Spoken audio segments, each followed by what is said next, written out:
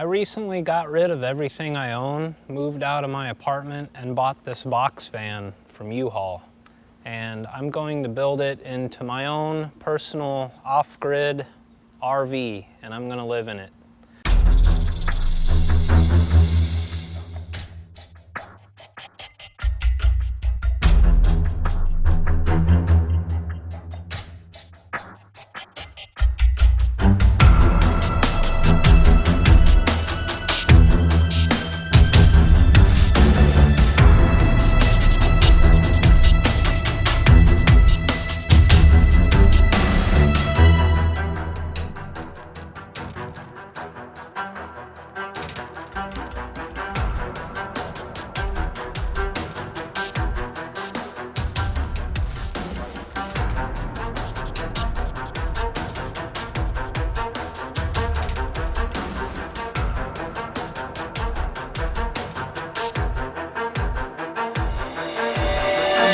A few videos ago, I set out to make my van look a little better, and if you recall, I had no intentions at all of repainting the whole van. I was just going to try and fix what I had. A little bit of rust prevention, repaint the hood, and then just kind of touch it up.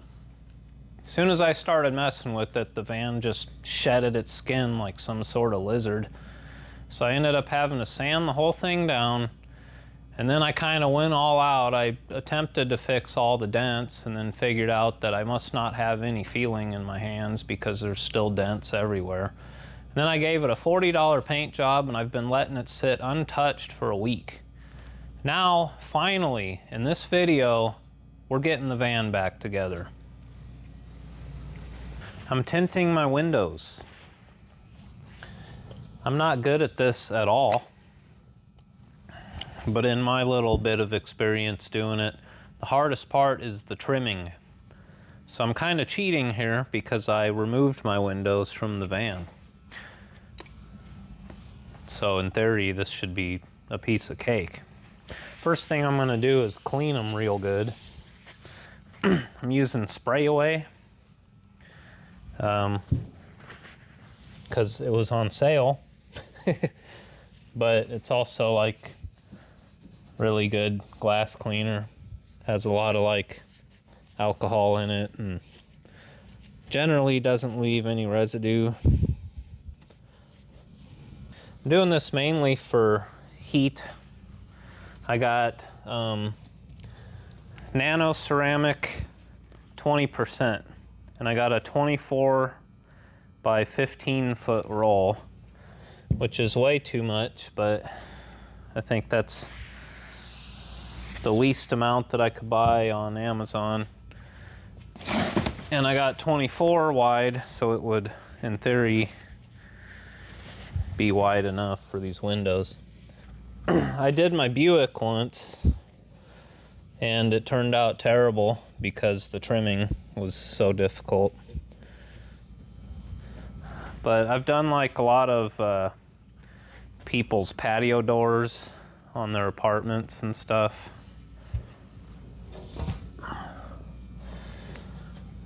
So I got the, the general concept down.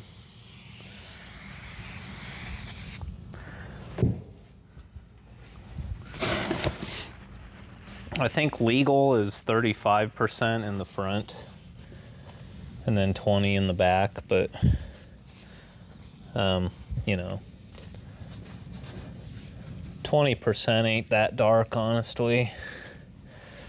I know guys that do like 5% limo tint on their stuff, and I know down in Arizona and stuff they do like their windshields too, which makes sense if you live in Phoenix, but driving at night would not be fun if you were to do something like that. But anyway, these windows are like extremely easy to remove too. Two 10mm nuts. You can leave the nuts in the track and the window just sets on it. Piece of cake. So obviously you want to get the window as clean as possible.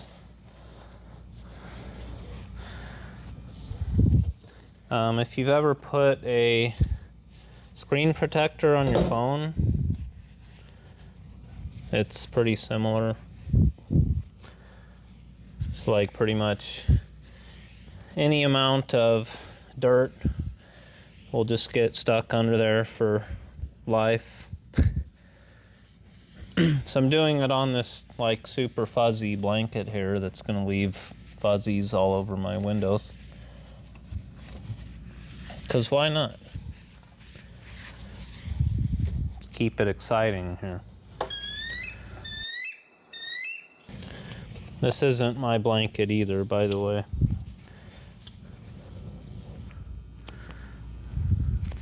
There's gonna be fuzzies everywhere. I should probably just abandon the whole blanket thing here. I might get rid of this blanket real quick.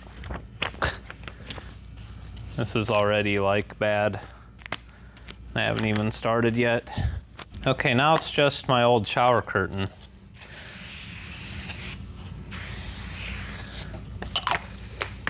Just gotta figure out which layer is the tint and which layer's the peely-offy part. Try not to kink it. So, we're gonna lay it out like this.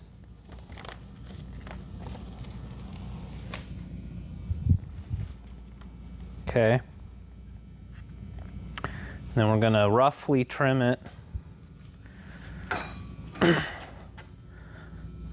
Get the general piece cut out.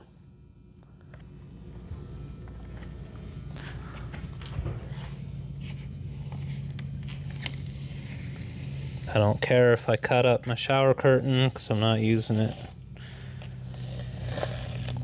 It was like $7.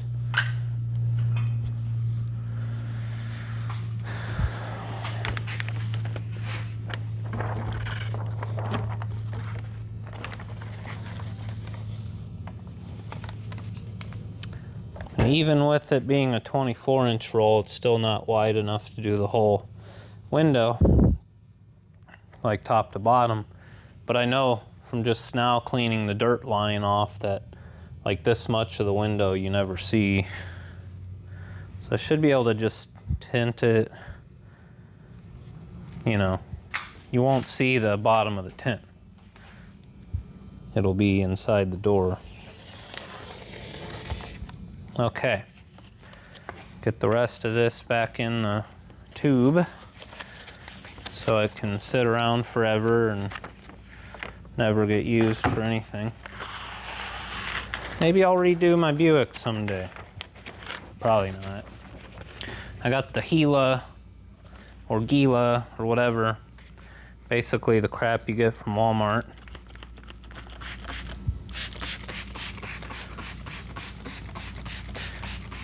Just kind of totally soak the window with it. Pretty sure this is nothing more than soapy water.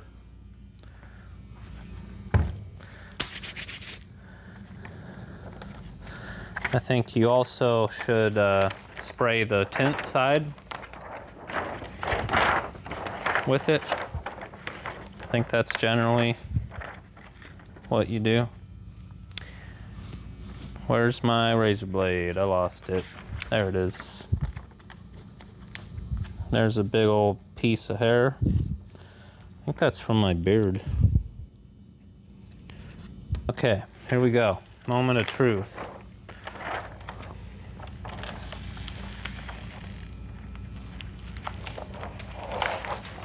I think what I'll do, since I have no idea what I'm doing, is kind of spray it as I peel to...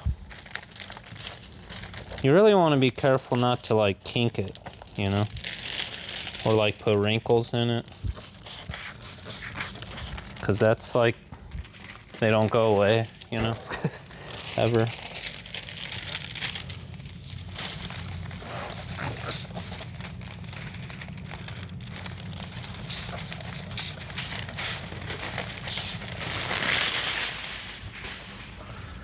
Okay, we got way too much juice on everything, so So I should be able to lay this down on the window and put it in whatever position I'd like it to be in, which I think that's about good, yeah. Sure. And now we take our squeegee guy and just go from the middle out. I used way too much juice.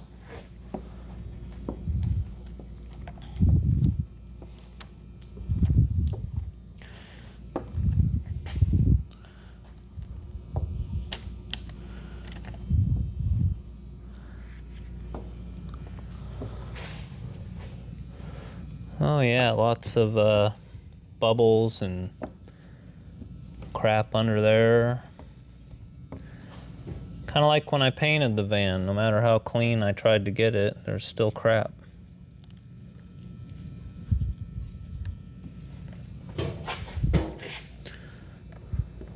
Way too much juice.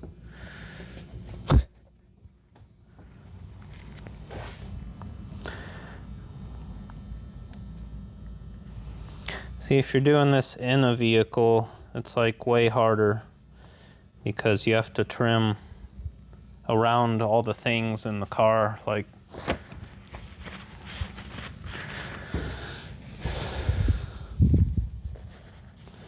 try to wipe up some of this extra juice that's everywhere.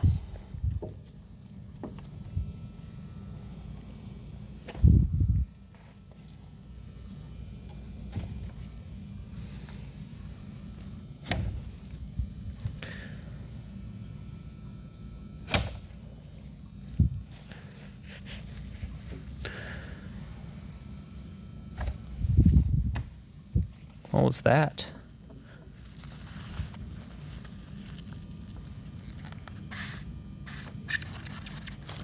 There's dirt. No.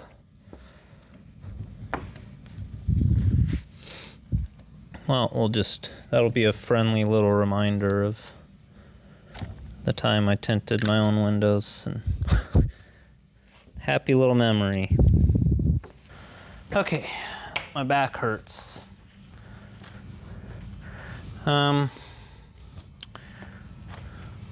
I had a razor blade somewhere. All right, so the worst thing I guess for me to do right now would be to trim it too far. So I guess I could try to do it flush with the edge of the glass and then maybe take a little bit off as needed, but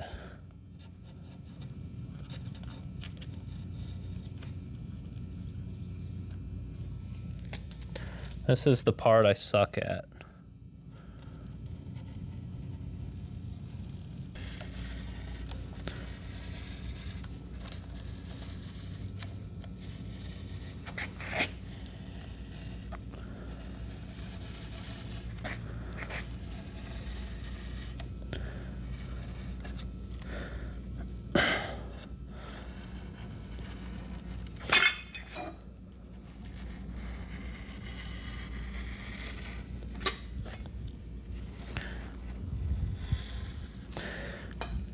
Also, too, you gotta think, like, if you have it too flush with the edge, then when you roll the window up, is it gonna, like, catch on the weather strip and cause it to peel off? I don't know. What I do know is I'm gonna let these sit for like 3 days before I even put them back in the van, so the adhesive can, like, dry, you know? Look at that, though.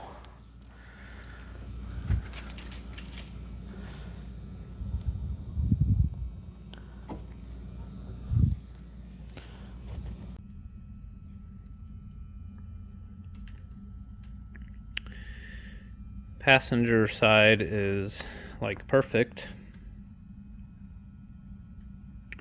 Driver's side, I got big old scratch. I don't know how. I think there was something on my towel. Oh well.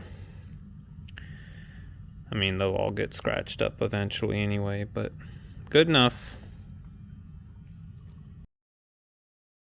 It's a couple days later. Before I can wet sand the van and buff it and all that, I need to put them windows back in, otherwise I'm gonna get the interior wet.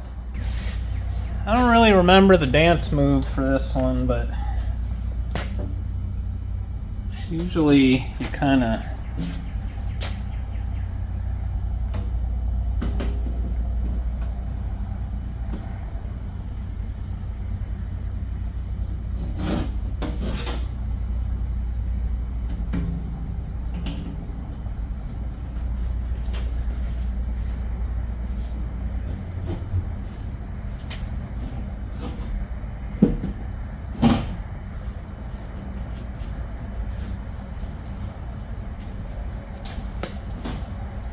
there we go. Only scratched the paint in one place.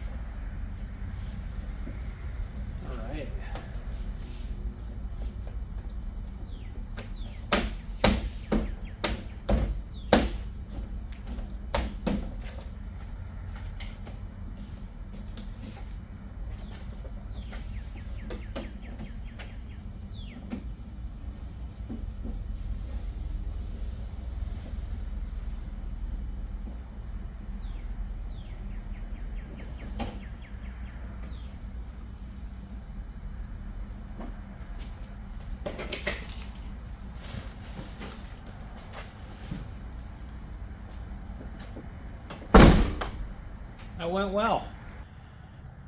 Pretty sure that's a piece of hair right there.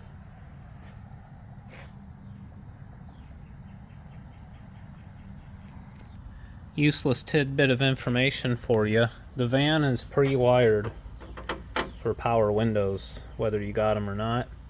And I think, I might be wrong, but in here, either that's just the dome light switch or that's a power lock latch. So I think the door already is provisioned for power windows and locks. So all you would need is the power window regulator, the door panel with the switch in it, and a couple of relays or something. But it was probably the GM bean counters probably figured out it's just more cost effective to pre-wire the van with those components, and then, you know, depending on the options ordered, put whatever regulator and door panel on, you know. This piece broke off. There's 3 spot welds.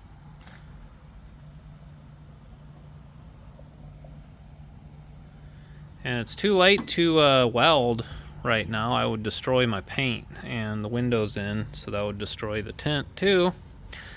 And this piece, what it does is holds this front section of track on, which is bent. So I'm not sure if somebody broke into this van. But what I'm gonna do is, I think I got some JB Weld like epoxy. I'm gonna try to just somehow get this back on. It sits behind this weather strip window channel here, so it's not really like it'll ever get seen, and the window does function without it, but I gotta fix that somehow. Got this laying around. I don't remember what I used it on last, but if it ain't all dried up, I'm gonna try to mix some up here.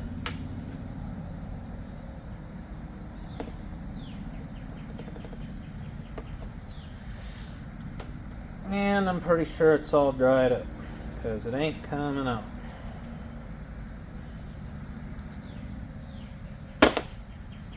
Here, use this cap that it comes with. And then it... Oh. Maybe I just need to poke it with something. Oh, there it goes.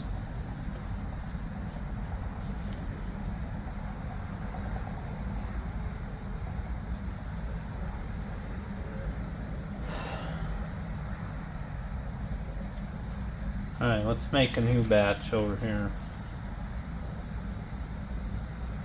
Yeah, there we go.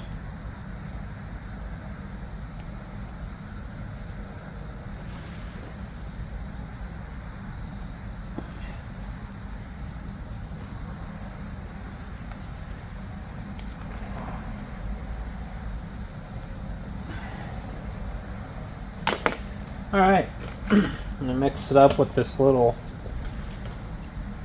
putty knife that looks like something you'd shave your face with.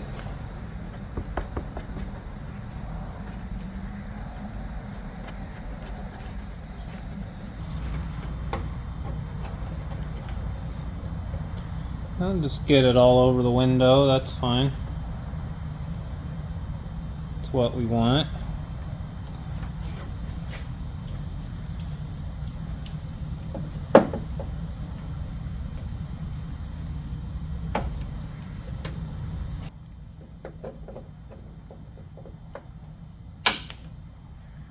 Alright. I gotta wait like an hour for that crap to dry, so now I'm doing mirror stuff. The plan is to just clean these up and paint them. I love these mirrors. This one here, this was not broke when I bought the van.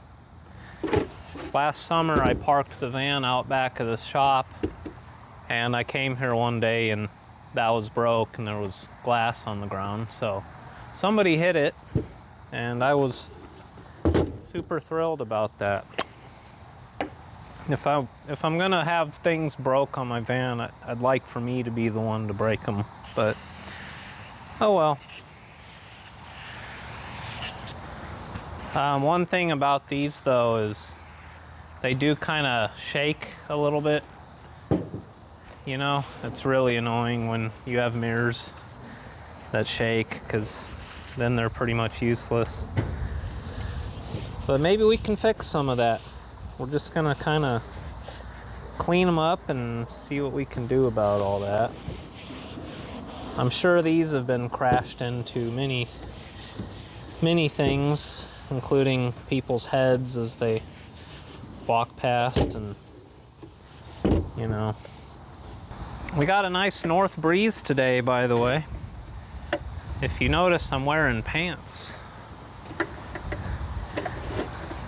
I painted my van in, 100-degree dog day of summer kind of conditions, and just this morning, just last night, winds of change are upon us here in Nebraska.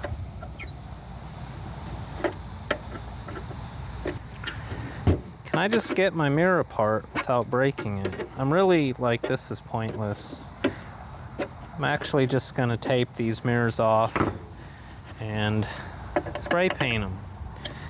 That was all I was really aiming to do, but I wanted to like clean these up, but I don't want to get a bunch of WD all over this right before I try to paint them, so we're just gonna quit while we're ahead here, since I broke a screw already, and put this all back together and spray paint it. I've got the mirrors cleaned up and masked off. I did one with blue tape and one with green so I could compare them side by side. And the blue seems to be thicker and stickier than the green, but the green is easier to cut with the razor blade. And the main difference between the two is this was $5 and this was 10. But for what it's worth, I would just buy the green from now on because it seems to be just as effective. I cleaned these with wax and grease remover. It is like really windy today, but I'm gonna just paint them out here on the bench anyway. I've got this Duplicolor trim paint, and it has a picture of a mirror right on it. So this is the correct product for what I'm doing. I pulled this out of my old paint cabinet. It says copyright 504. So it's fine. It's not all rusty and it's, you know, shaking up, so. Oh yeah.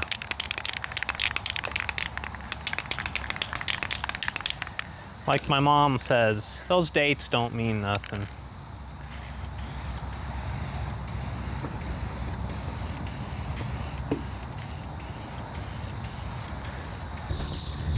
Yeah, it's like super freaking windy. I'm having to hold the can right up on them for any of the paint to actually make it onto the mirror itself.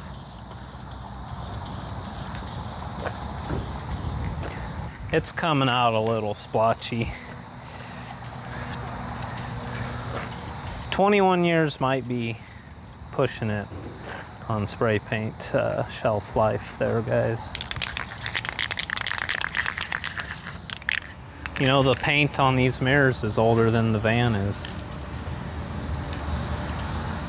That's pretty funny.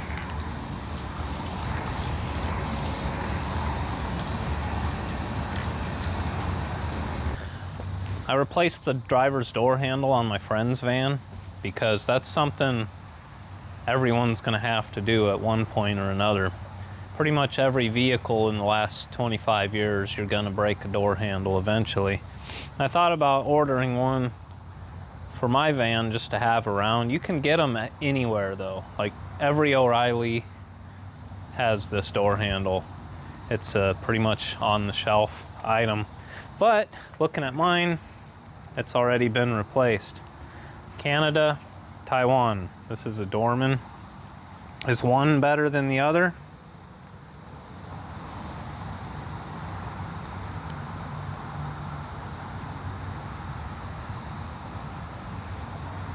No, they're exactly the same.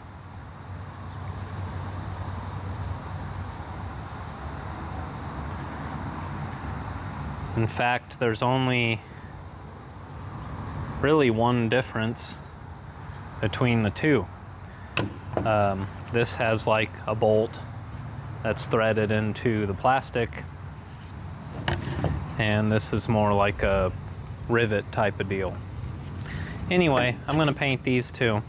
I removed my tablecloth thing because it's so windy out. And of course, I kind of scratched the mirror while doing that.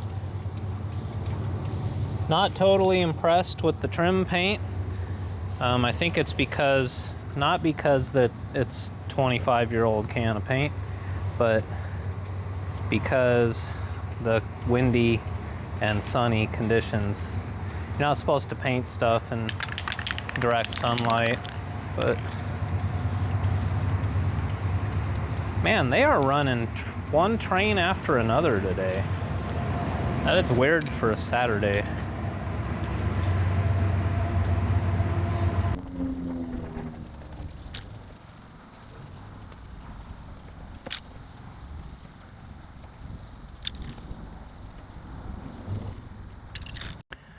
Big old glob of epoxy on my window. And I really don't see any way of getting that off without having to retint this window. The problem with tinting a window twice is the adhesive does not like to come off. It is not fun removing window tint adhesive.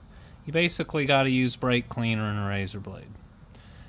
So I'm just gonna probably just deal with that for now, and maybe retint my windows someday in the future, but whatever. I've got the van just kind of hanging out the back of the shop here, and you can really see like just how not great it is. You can see all the dents.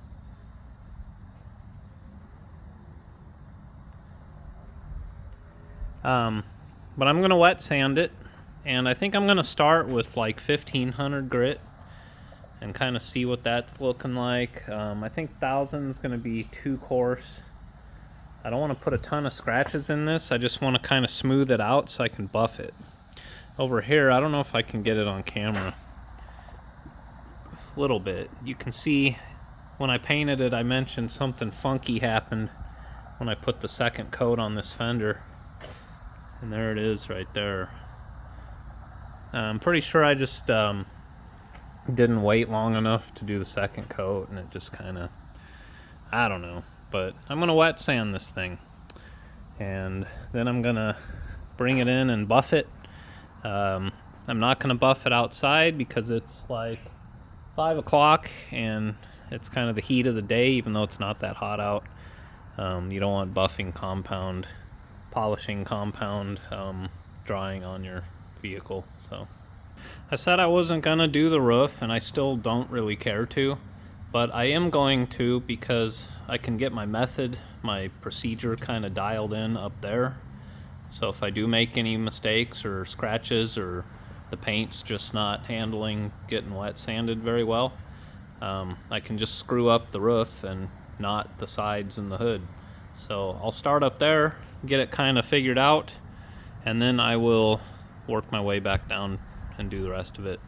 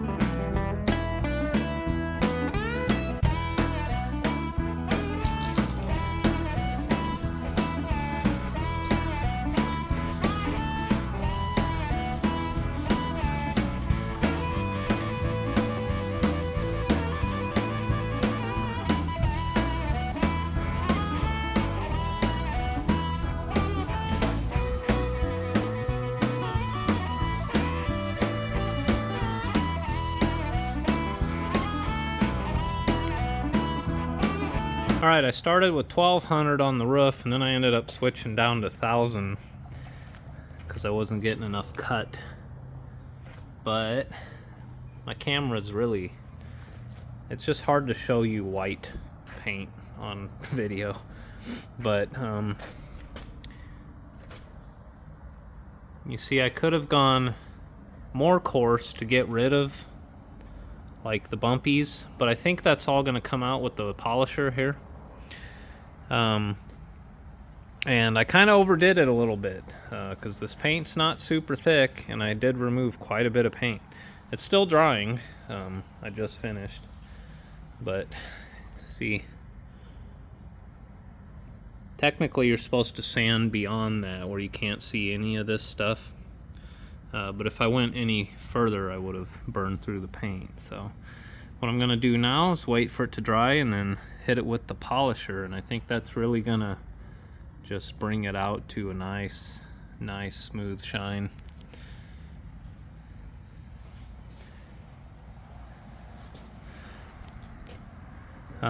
If you're doing this with like a clear coat, you can go up to like 2,000 to get it real perfect and then polish it.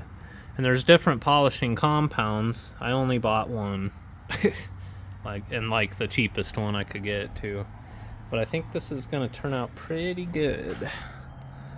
By the time I got over to this side, because I only had one sheet of 1000 grit, and it was starting to get not as good, but then I picked up some mosquito parts over here and it kind of rejuvenated the sandpaper.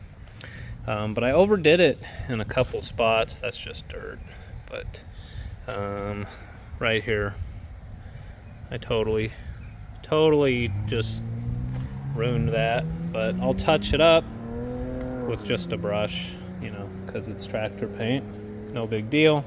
And then right here I kind of went too far. Oops. I'm not a professional, you know. I'm just a dude trying to paint his van. Same thing over here. My bad. I didn't do anything with the rockers or these areas here. I'm either gonna truck bed liner that, which I will have to sand first to do that, but if I don't, then I want the paint to be extra thick right there. And then yeah, everything else was pretty good. That one run I had on the cab corner over here, I really worked at that for a while. Got it pretty much gone. You can kind of tell, but I think once I buff on that, it'll go away. So yeah, as soon as this dries, I'm gonna buff it. I have a 7-inch polisher. Of course, that depends on who you ask or where you measure it from, but the pad is shot, and I knew that, so I've been on the hunt for one of these. Therefore, I knew that O'Reilly and Menards do not have them. So I went to Harbor Freight, because that's where you buy things like that, and they were completely out. They have the bonnets, but they were out of the pads. So I gave the SKU number to the cashier, and she looked it up, and every single location, like within 50 miles of me, was out. So I drove all over town. I ended up going to like Lowe's and Walmart and everything, and I ended up at Northern Tool, which I've only been there like one time ever, but they have it.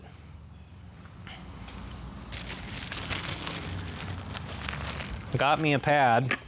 They also have a Richard Petty creeper and some apple licorice, which I've already eaten half of the package.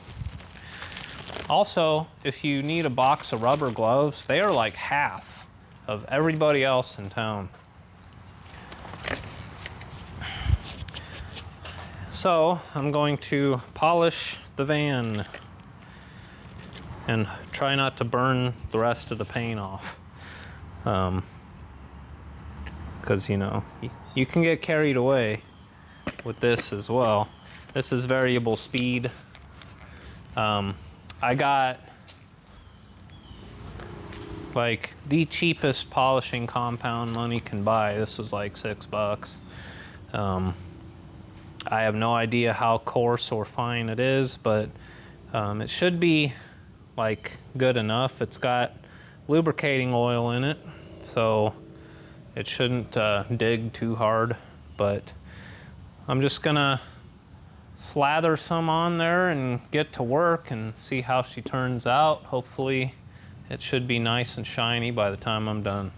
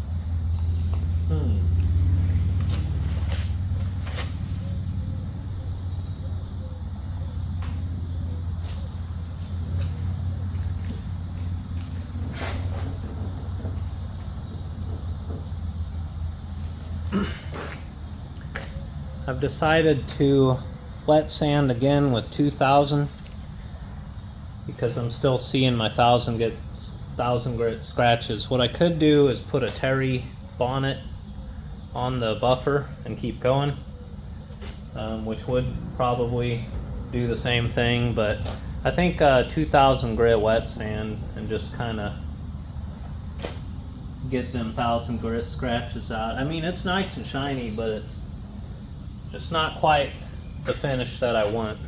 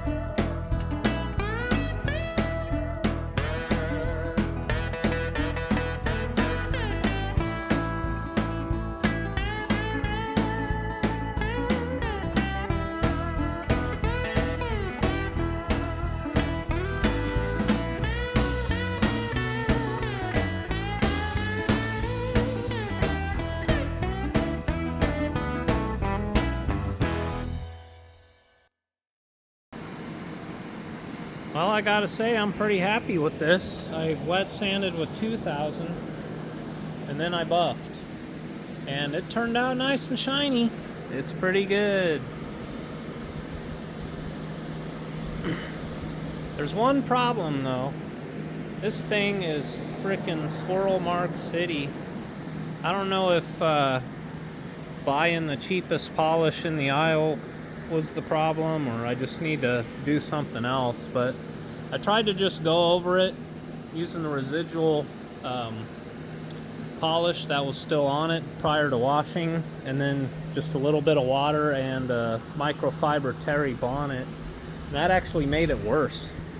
You won't be able to see, well, there you go. Yeah, look at that. It's nice and shiny, but it's swirled up like crazy. So I gotta figure out a way to get rid of them swirl marks, and then I can put a protectant on it, like wax it basically. It's nighttime now, so I'm either gonna focus on buffing the box, which is something I intended on doing, or just call it a night and pick up on this in the morning. But it's getting there. It's you know, I could have cut it further to get rid of that appearance there, but I didn't want to cut too deep and make the paint too thin. So I think after wax it's gonna look pretty good. You won't see any of that, or if you do, it'll at least be nice and shiny.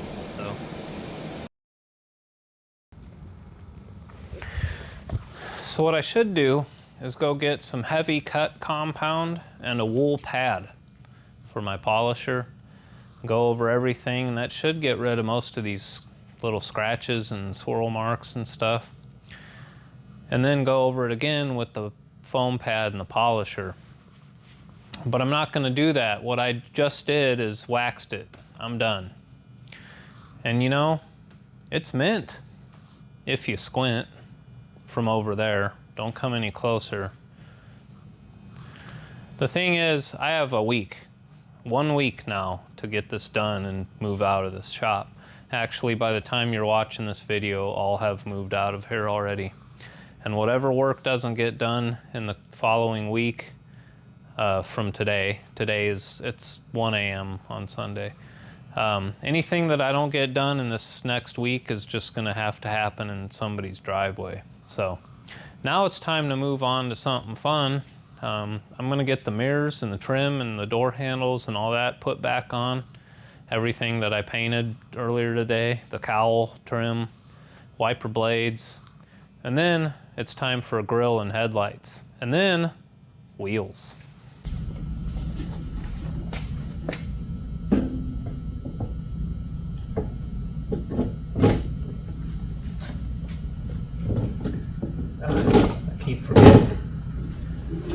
forgetting.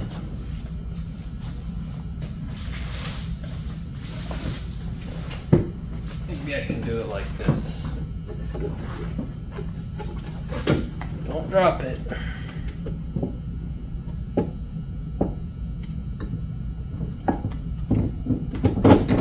There we go.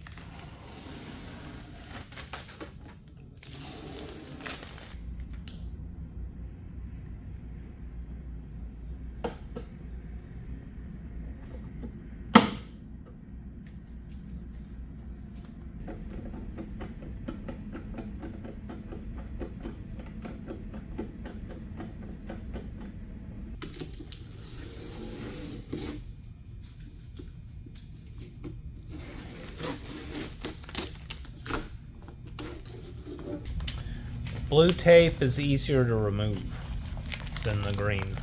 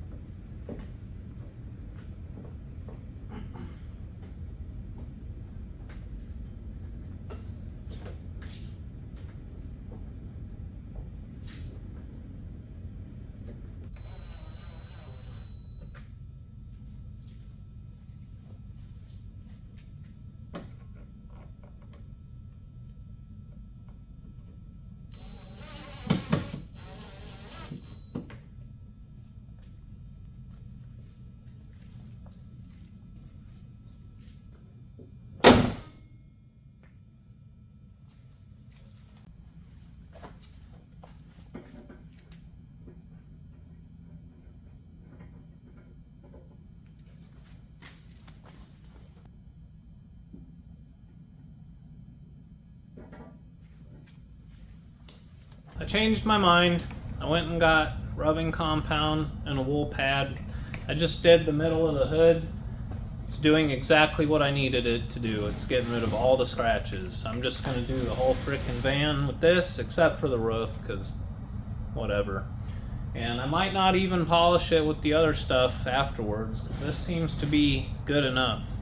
And then I'm moving on to polishing the sides of the box. I already scraped off all the residual adhesive from the decals and stuff, and it's all clean and ready to go. Then I'm going to wash the whole van, finish putting stuff on. I got some weather strip adhesive for the windshield trim and all that. Then it's time for the fun stuff.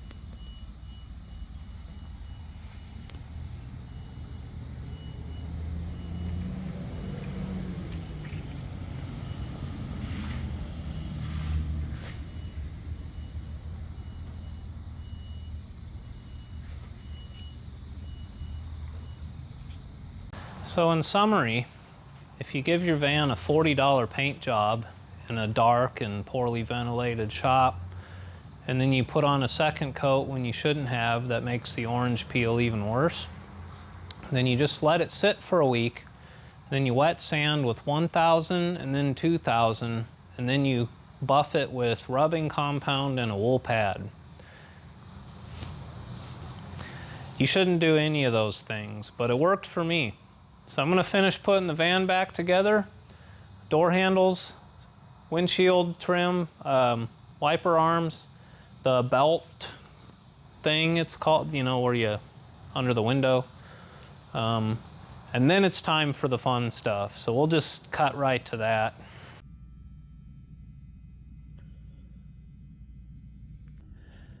Something I didn't show in the video where I fixed the rust is after I was done with these caps out, I sprayed that rust performer inside at every angle that I could, like to the extent where it was like dripping out of the corners. And that was how I coated the back of the metal that I welded in there. I didn't film that, but somebody did mention it in the comments of that video. So yeah, I did paint the inside of these rockers as best as I could anyway. I do have weld-on, like weldable primer, but I just kind of forgot about it at the moment. But yeah, these are all painted too. I went over them with the tractor paint as well. I mean, it ain't pretty, but it's just rockers or underbody stuff here.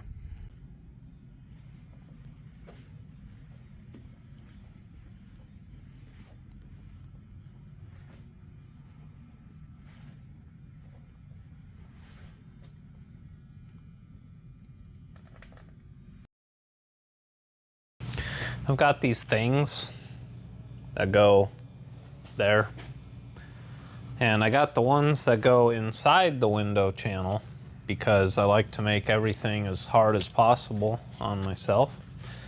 But I think they'll look better than the ones that you just stick on, you know. You stick these on, but you stick them inside where the window goes, which will make it even tighter for my fresh tint. But I gotta read the instructions real quick, but it's pretty much a peel and stick kind of deal here. And you're supposed to roll the window down, clean the track as good as you can to get all the dust out.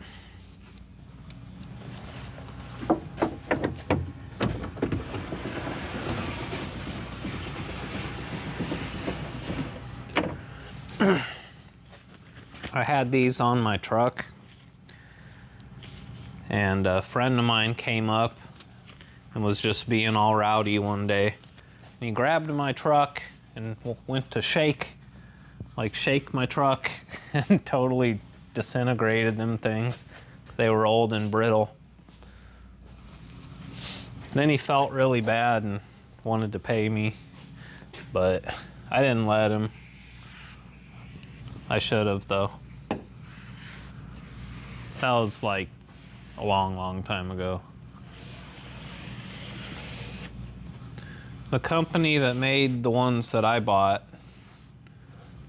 also made lots of stuff that I bought.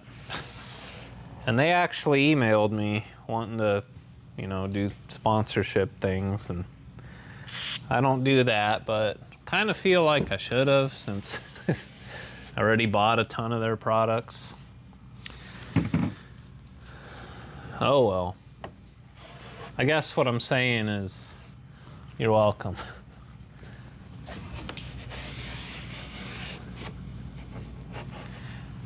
You don't gotta hear me talking about the products. I'm just gonna show you how my van's gonna look.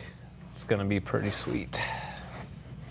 All right, clean and dry the window channel.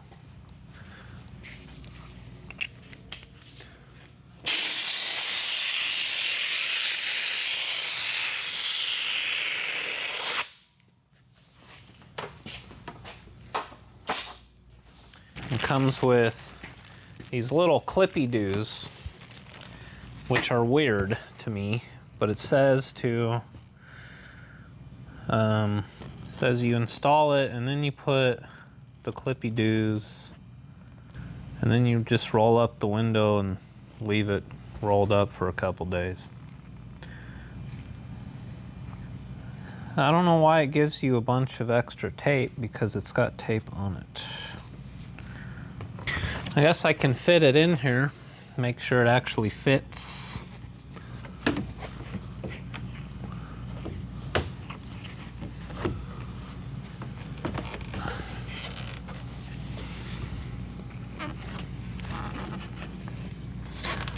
It does not.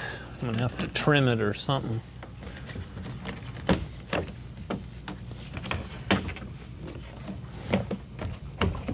Oh yeah, it does.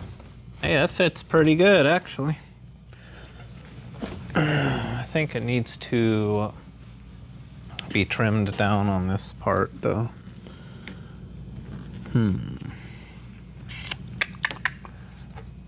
Gonna get crazy and modify this thing already. Right here, it just seems to be a little tighter than it needs to be.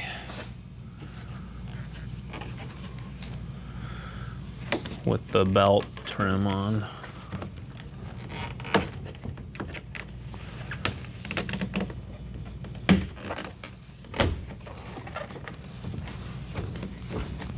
But then again, you kind of want it tight so it don't go nowhere. I definitely don't think I'm gonna need them clippy-doos though. Screw it. I'm just gonna install it as is. Why not? Peel the stuff. It said to only peel some of the stuff and then peel the rest of it off when you're done, but I'm just going for it here.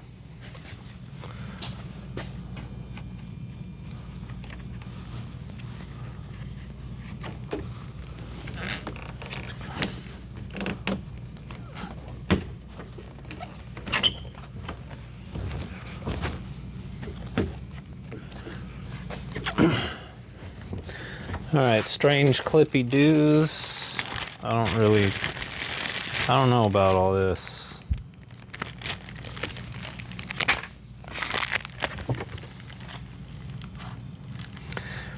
Install the clips.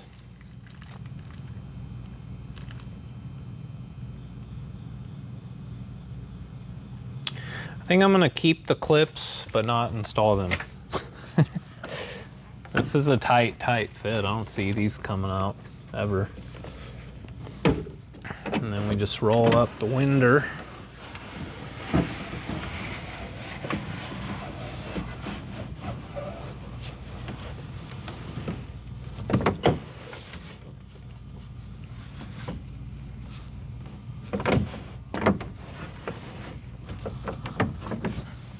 Sweet. It actually was a lot easier than I thought it would be. It's actually easier than putting the other kind on. Not really. But you don't have to like line it up or nothing.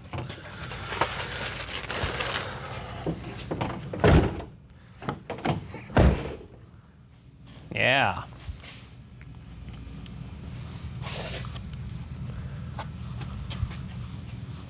So my super awesome bumper that you haven't seen yet, but you will in this video. It's not ready yet.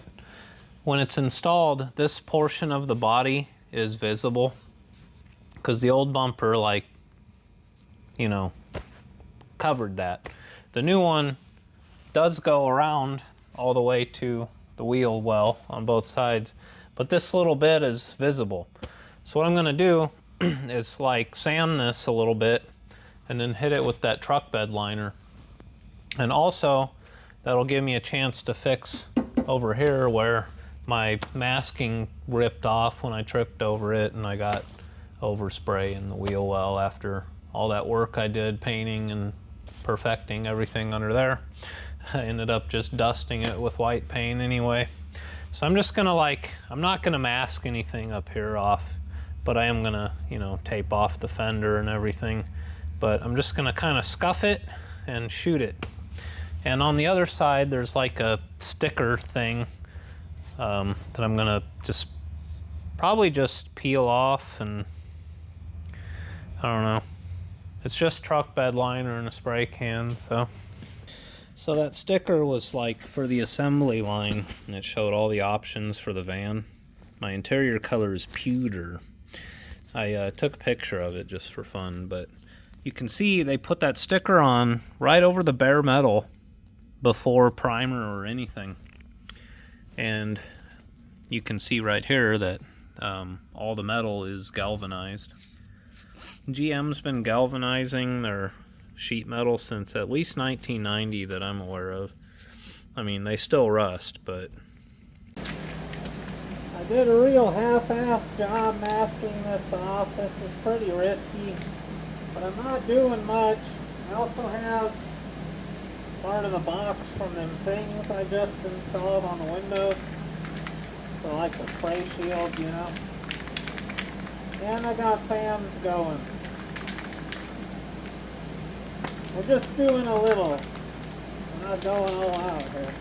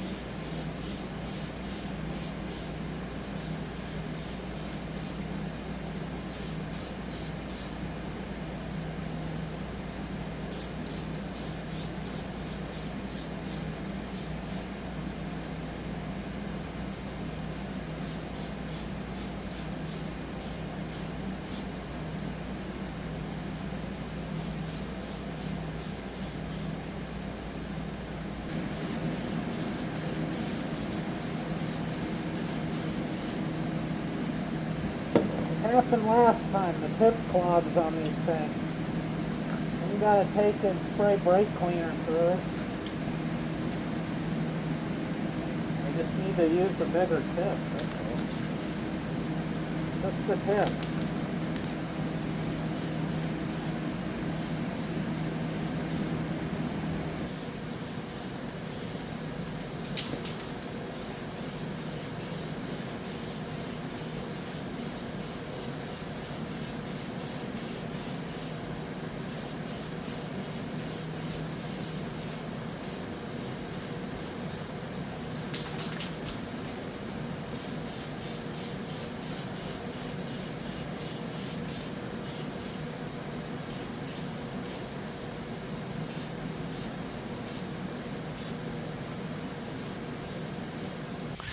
Facelift time.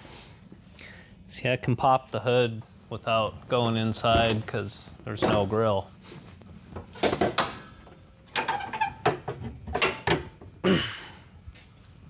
So we're going from the sealed beam halogen headlights to the composites.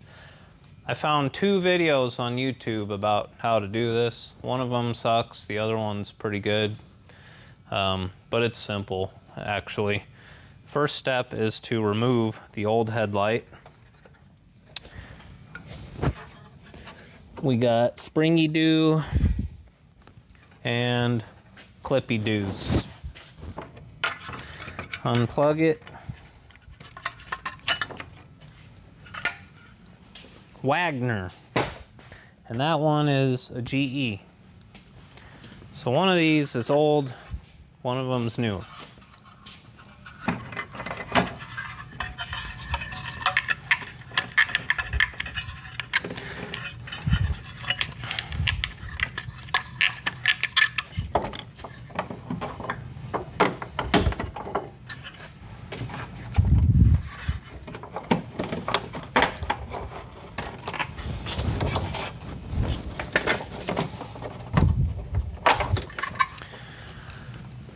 think this is the newer one.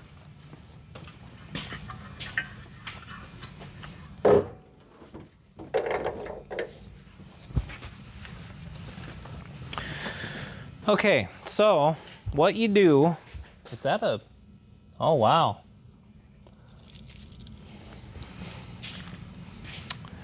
That was a dragonfly.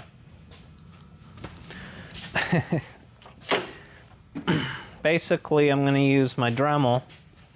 I'll show you here. On the new headlight, if you look at it, you've got two little like feet, little legs that have little tabs on them.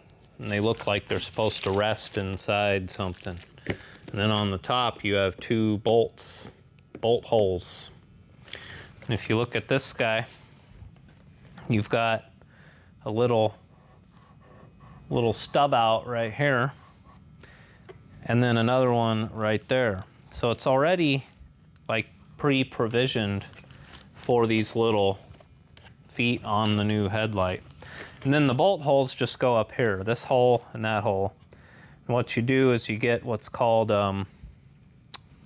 speed nuts, or you can just use regular bolts. You don't got to get anything fancy. But the holes are already there for those, and the little tabby doos are already down here for these.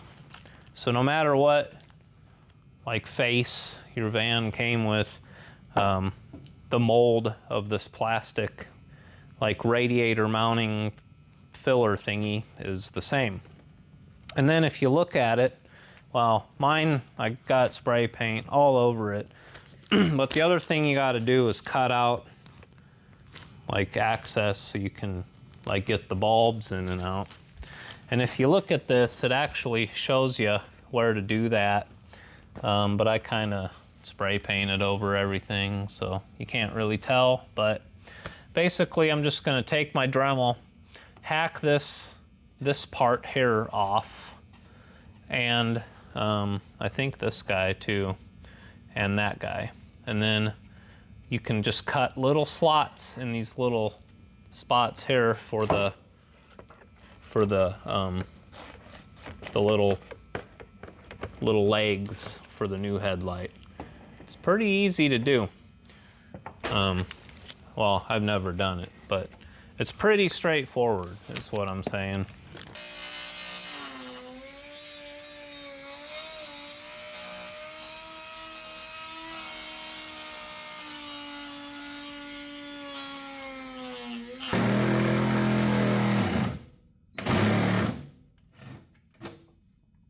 Careful. Are getting into the wires there.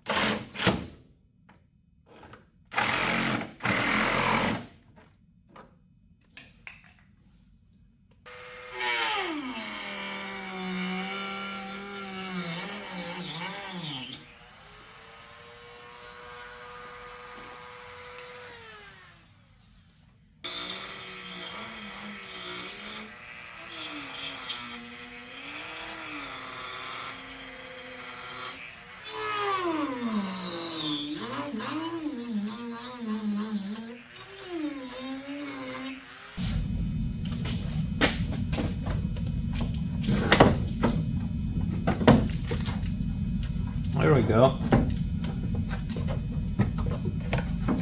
Haha. Oh yeah. That's nice. Boom.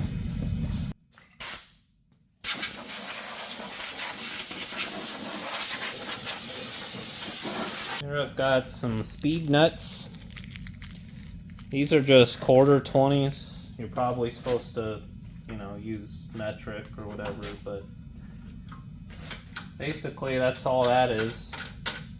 It's a threaded, you know, factory style thing. You just put it just like that. And now I can get some quarter 20 bolts. And that's what I'll bolt the headlight on with. Now we'll hack up the other side.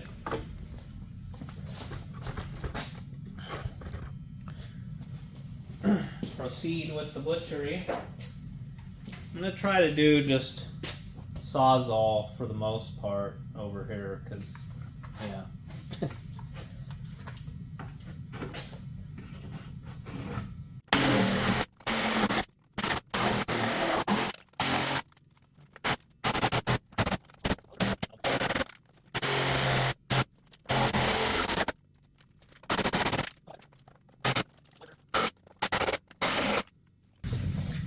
Alright, well this side fit. Oh yeah. Right on there, in there. Boom.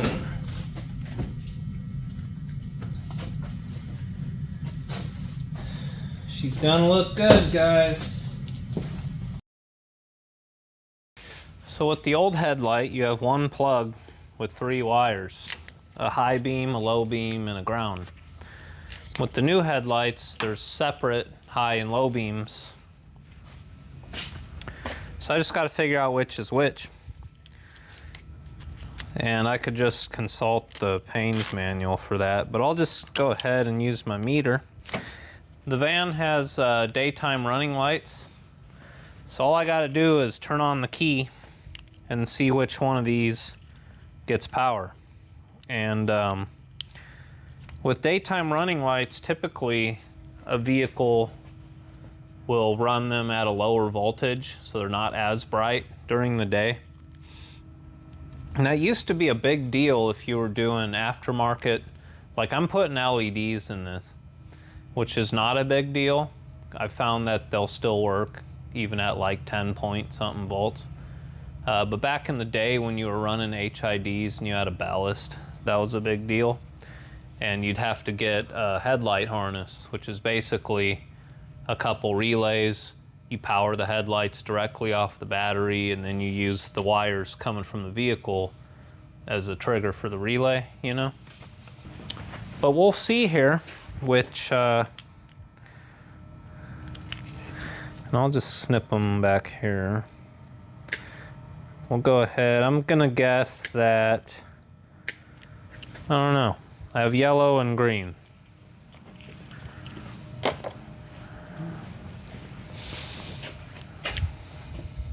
I bet yellow is low beam.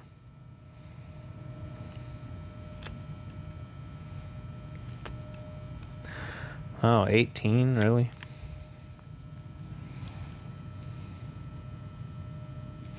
So all I gotta do is turn on the key, and that'll turn on the daytime running lights, and I'll know which one is low beam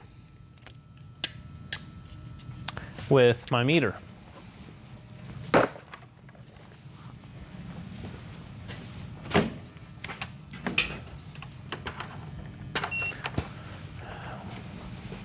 Also, if you have a fancy car, like a Buick or something, and you switch to LED or HID lights with the ballast, it'll piss the car off and you'll get a like thing on your dash saying like headlight out.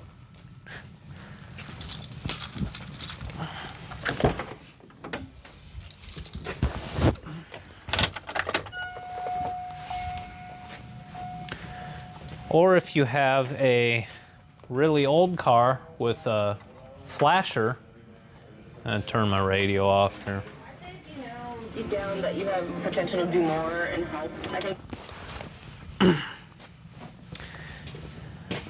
If you have an old car with a flasher for the blinkers and you do LEDs, then you need to put in a resistor. Otherwise your turn signals will flash all super fast because there's not as much resistance as there would be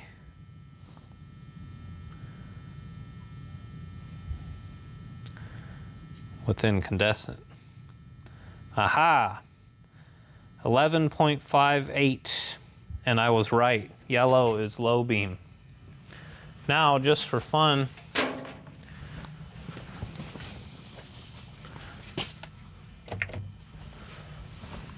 turn on the high beams, and it should be green.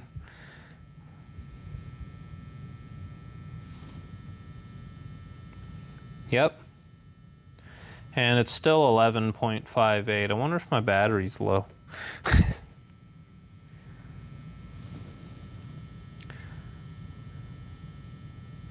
All right, so now I know yellow is low, green is high.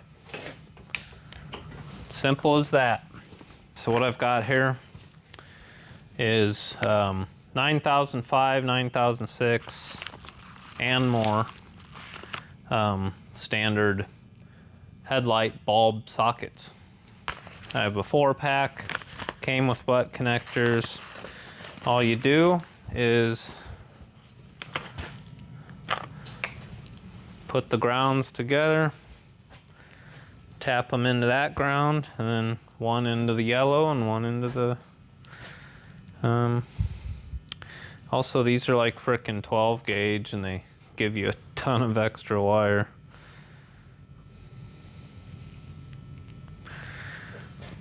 And we're tapping into like a 18 gauge. That's kind of funny. All right, for the grounds, I got this butt connector that's bigger on one side, so you can put two into one. And I will go ahead and heat shrink these as well.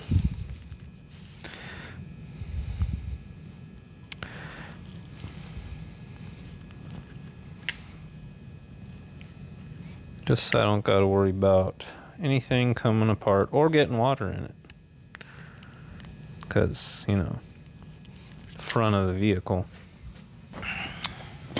It's late at night and I'm breaking my own rule. I said once in a video that you shouldn't use a lighter to heat shrink things.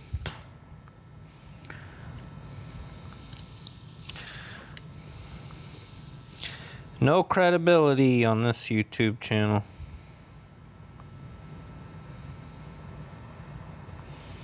You gotta keep it moving though, that's the trick.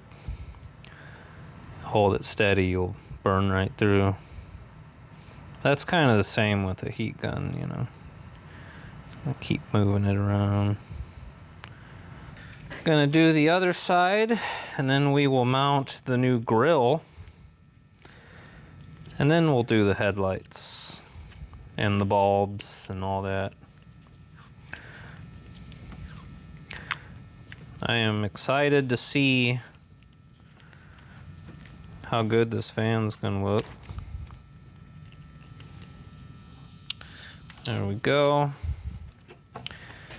I got a feeling that the hood's still gonna look crooked because I tried to adjust on it. You can move the latch around, but you can't really move anything else. And it didn't really look great before. I even loosened these bolts up, which I just remembered I need to tighten them, but they do nothing. So yeah, I don't know how to adjust the hood on this. I think you gotta just like unbolt, loosen up both fenders, and I don't know. We'll put the new grill on and just see how crooked everything is, and then I'll try to do something about it. All right, guys, it's time to show you my grill. You want to see my what?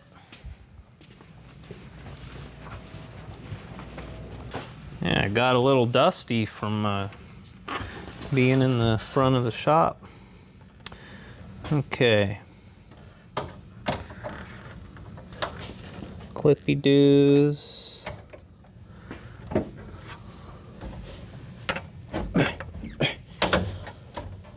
Come on now.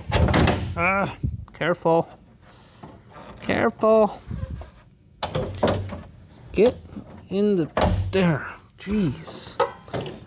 Jerk. Okay.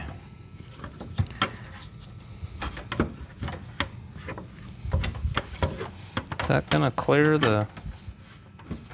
How does that go?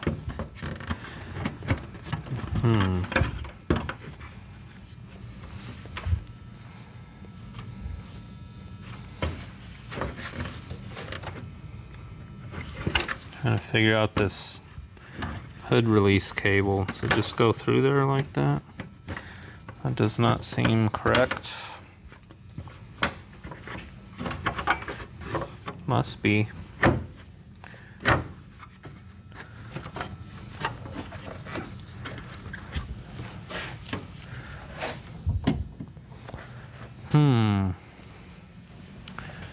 It's shiny. It's chrome. The bolt holes line up.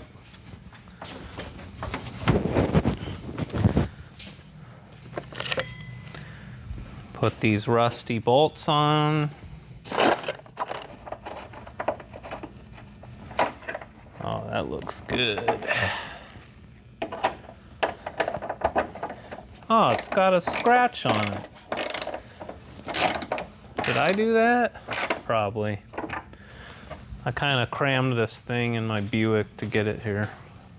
Didn't really fit.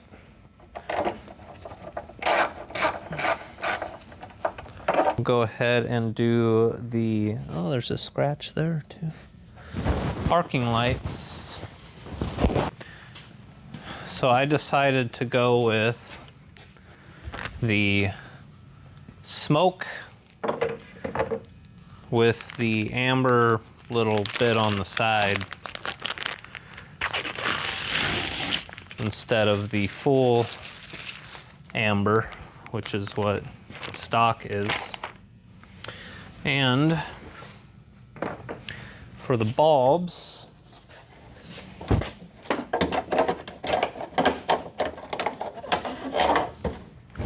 you've got a 3057. That is a Sylvania. Oh, 3157. Full of spray paint. And what I got is... Ugh. Well, obviously, LED.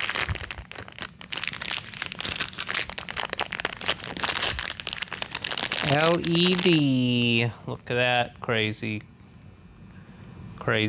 going on there.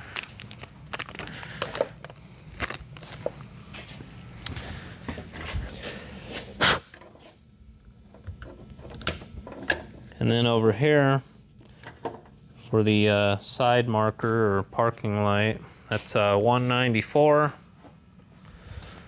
And again, I got LED. They made you buy like a 10-pack of these, but it's okay, I'm sure I'll need them. Also, I got amber because part of the lens, the way that it's set up, is yeah, you got this little bit of amber here, but part of it's still in the clear portion.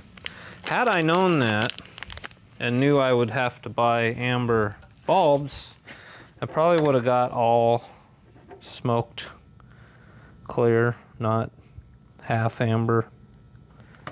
That's okay. So,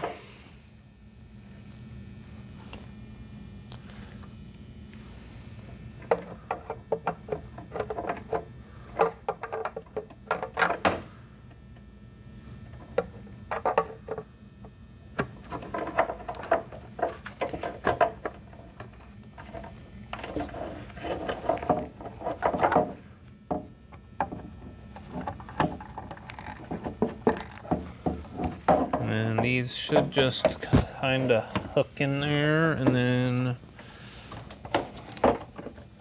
clip. Just like, oh yeah.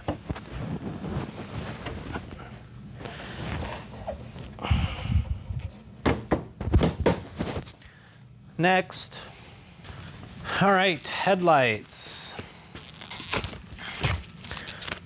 All of these LED bulbs are C light. I've used this brand before, it works. Don't overthink LED bulbs. Don't spend too much money. It's all the same crap, honestly. But you don't want to go any colder than like 6500K. Blue lights look cool, but then you can't see nothing, you know.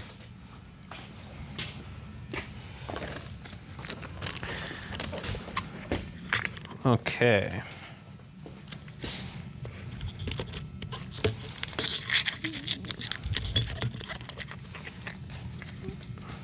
So the low beams go on the outside.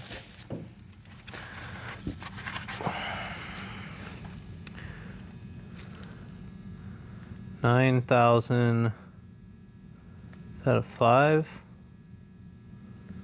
Yes. So that's going to be, where are we at here? That is actually going to be the high beam.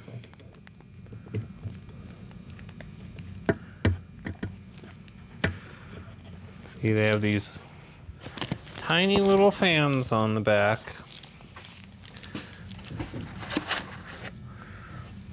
$9,006. That is the low beam. Pretty sure. I think. I mean, they're pretty damn near the same thing, honestly. But anyway. I took a paint marker and I wrote low and high on these. I might have mixed this side up already because I already taped over the wires before I did that. But anyway, I guess we'll find out when I turn the van on, and they either the right ones light up or they don't. Look at that. Looks way better. All right, quarter 20s.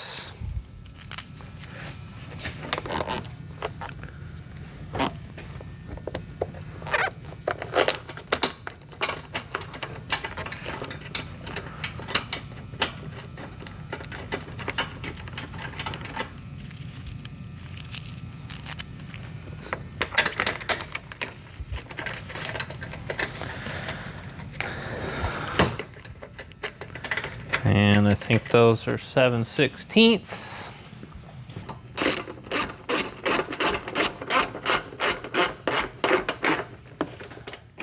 Gotta be careful not to torque them too much. These are Amazon headlights, you know. Probably not the highest quality plastic. Look at that, guys. Alright, before I shut the hood, I better make sure I wired them right. Where's my keys? I'm gonna turn this light off so we can get the full effect of the LEDs. I'm sure there's some adjustment needed, so I ain't blinding people, but, you know.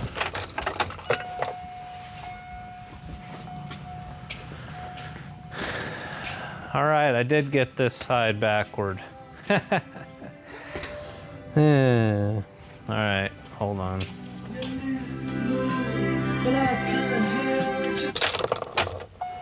Calm down, Pink Floyd. We don't need a copyright claim here.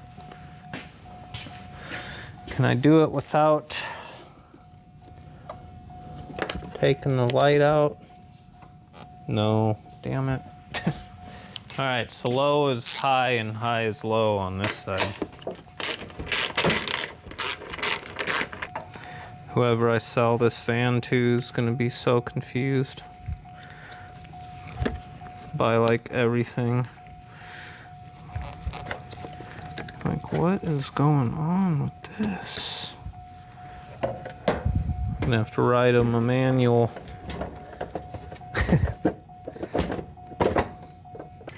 I'm gonna have so much footage to edit out of this video. This clip's been rolling for 30 minutes. This is exciting though. All right. Oh, that looks good. Oh my God. Look at that.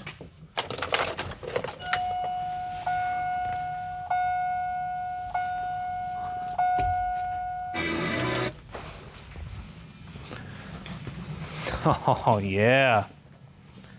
Look at that. Man.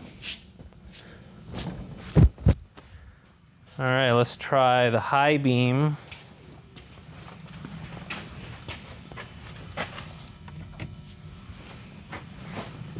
Oh yeah. Nice.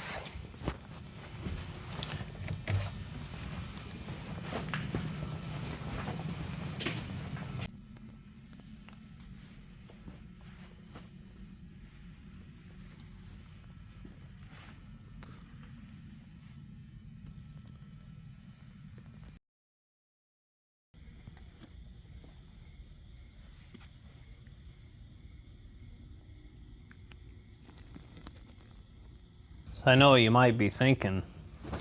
Did he really spray paint his brakes without even taking them off? Yeah. Anyway, this right here is probably the best part of the whole video.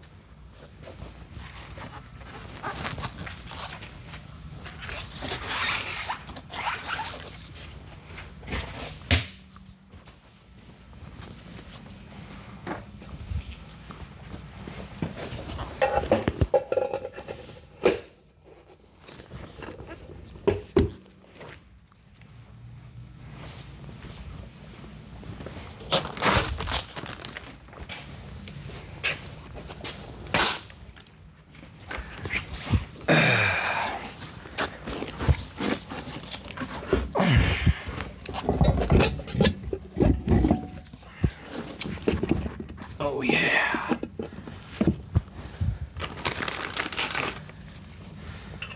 Yep, that looks a lot better.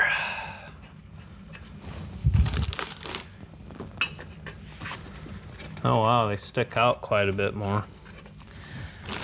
Hope I don't rub. I'll be putting them 4-inch blocks on.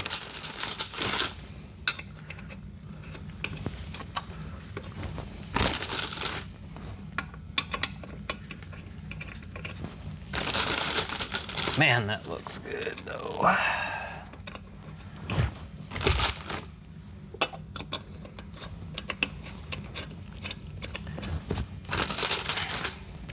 You know, I really didn't blow the budget on these either. I bought this tire and wheel combo and the lug nuts on Amazon.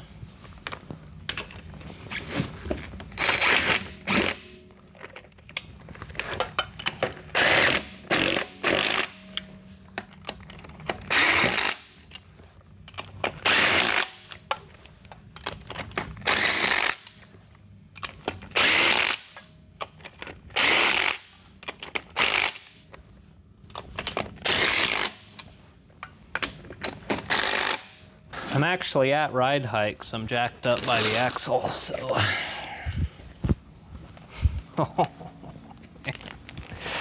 That is sweet. Come on, get in there. Ah, there we go.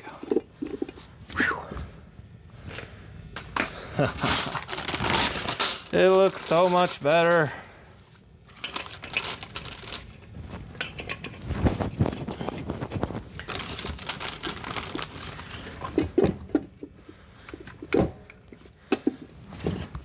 I got 5 of these, mind you. and I think I'll have to go back and look. And I am doing my what did all this cost video. But I think it was like $1,200 for the tires, and then right around $900 or something for the rims. The rims were less than $200 a piece. I want to say like $48 for the lug nuts.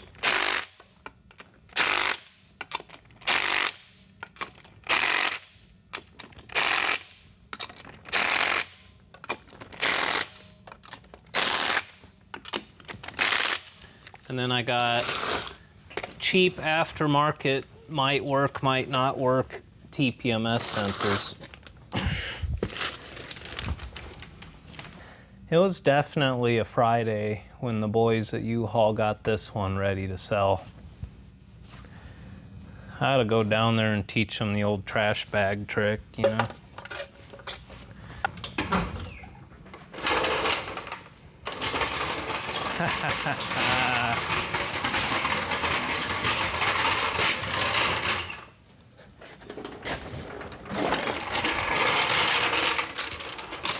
Yeah, this was a U-Haul once.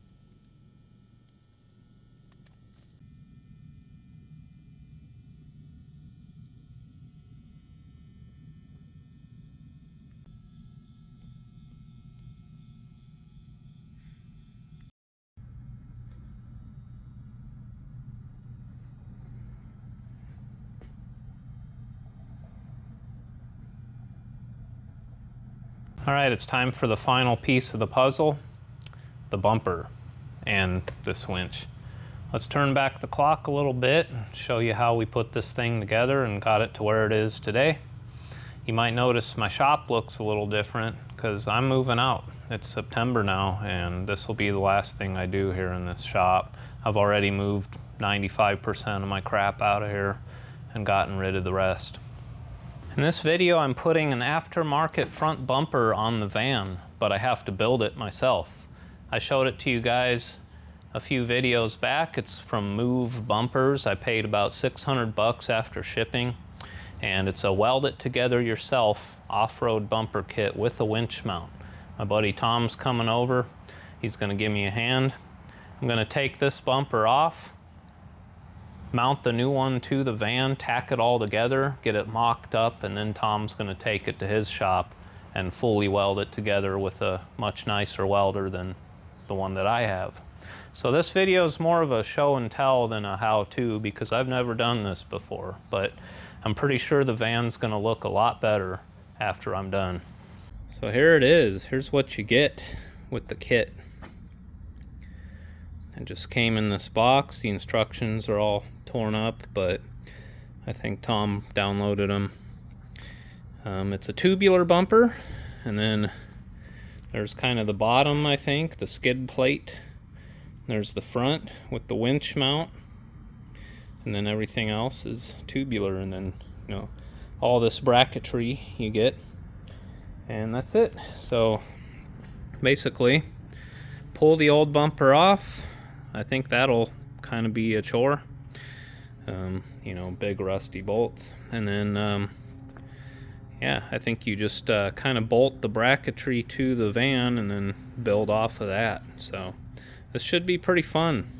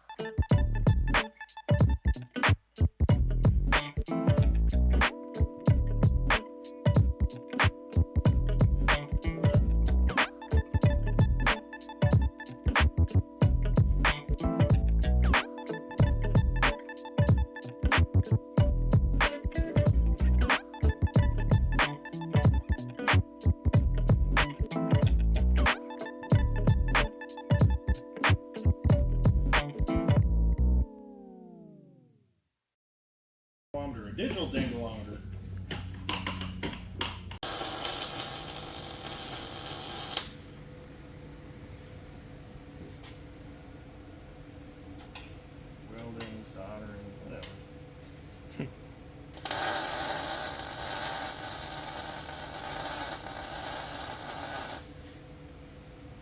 So this is just one big mess, but what we're doing here is just mocking it all up, tacking it together on the van.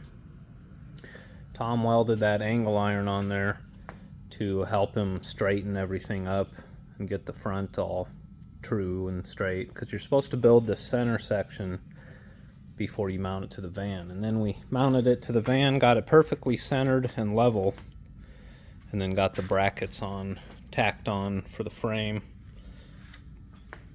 And then now what we're doing is getting the sides like mocked up. So we got it where it looks the best with the curve of the van. Like, it matches pretty damn good.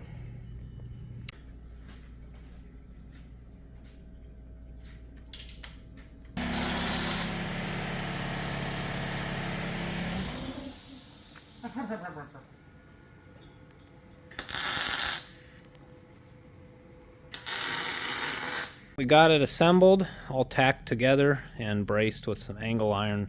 Tom's going to take it to his shop and do all the final welding and bring it back. And by then I'll have the front of the frame all cleaned up and painted.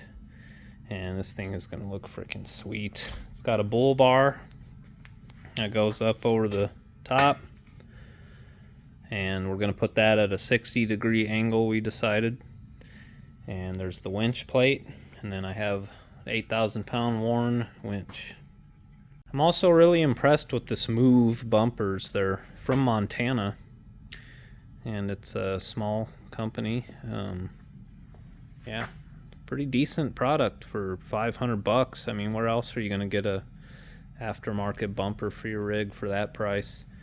The trick is, you know, you gotta put it together yourself. So you need a welder, which the little Vever $200-something Amazon welder, this thing is a champ. If you get an argon bottle C25 and put solid core wire in it, it works really good.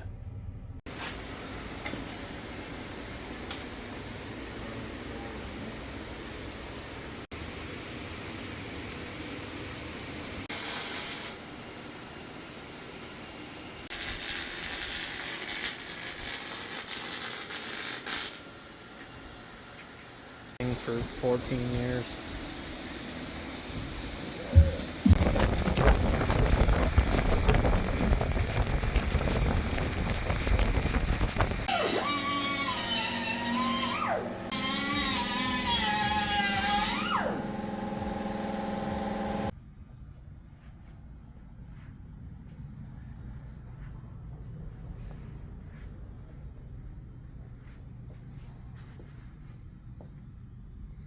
So the next step now is to get this hung up from my shop crane, move it outside, and just clean it all up. It's got surface rust and stuff on it.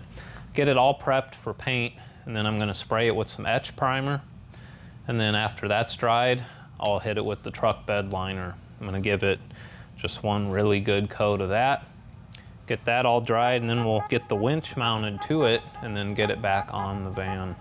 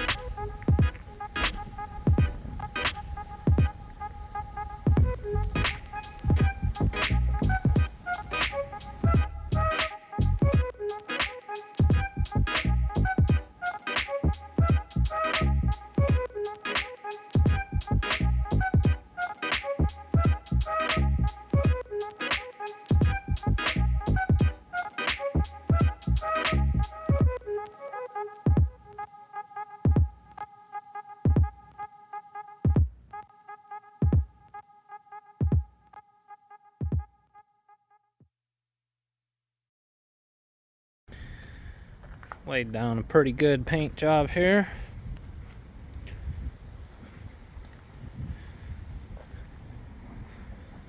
I'm probably gonna have to touch up like where the bar is touching them sawhorses and stuff, but I was gonna hang it from my shop crane, but I got lazy here. Gonna let that dry for about 45 minutes and then we'll get it back on the van.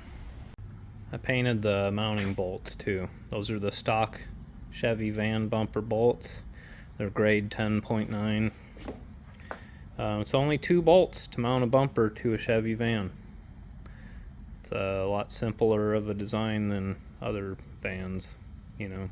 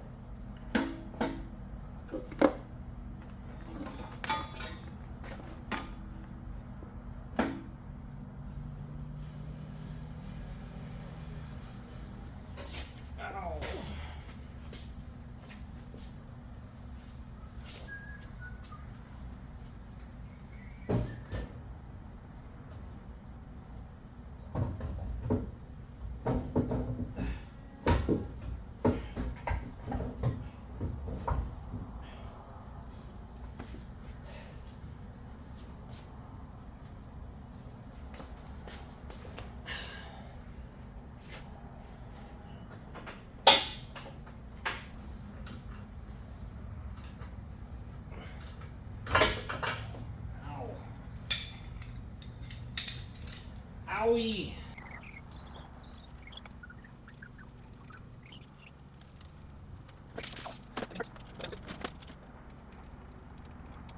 The quality control on these lights is so shitty that on this one they put 4 bolts for some reason. And I don't have my metric Allen wrenches with me because I moved out of the shop, so I'll have to fix that later.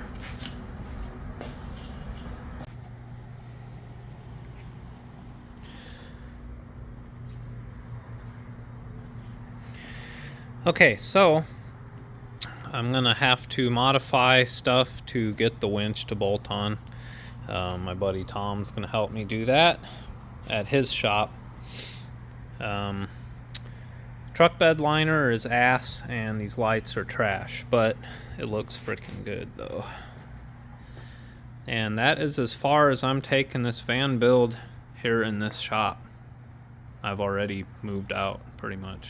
I have like 3 items to take. So, the next thing I'm going to do is just wash the van and then do like a photo shoot, and that'll be it.